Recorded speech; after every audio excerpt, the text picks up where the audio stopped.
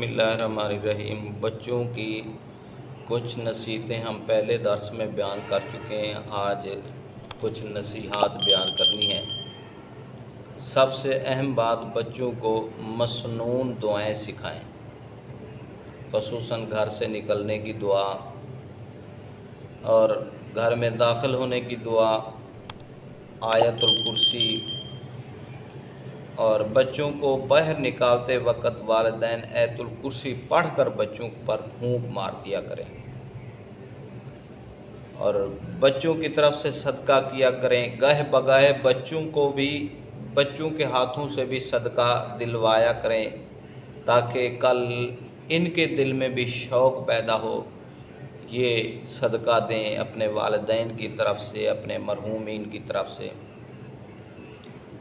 اور بچوں کو گاہے بگاہے نیک لوگوں کی صحبت میں لے جایا کریں۔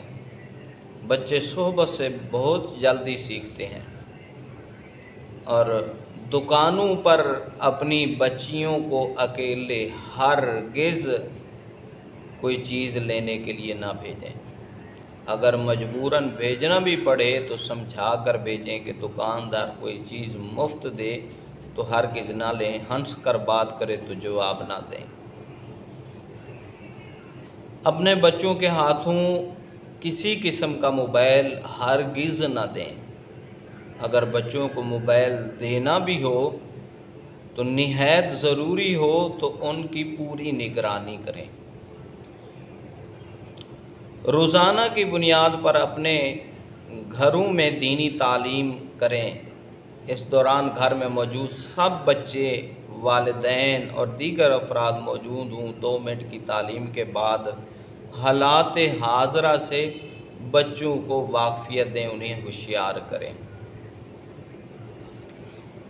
نبی کریم صلی اللہ علیہ وسلم بچوں سے بڑا پیار فرمایا کرتے تھے۔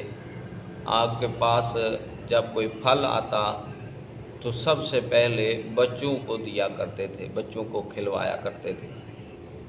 حضرت انس رضی اللہ تعالیٰ عنہ فرماتے ہیں، 10 سال میں نے خدمت کی، نبی پاک صلی اللہ علیہ وسلم کی چھوٹا سا بچہ تھا، میری والدہ ام سلیم نے آپ صلی اللہ علیہ وسلم کی خدمت میں بھیج دیا، سپرد کر دیا کہ یہ آپ کے کام کیا کرے گا، لیکن فرماتے ہیں کبھی مجھے نبی پاک صلی اللہ علیہ وسلم نے ڈانٹا تک نہیں۔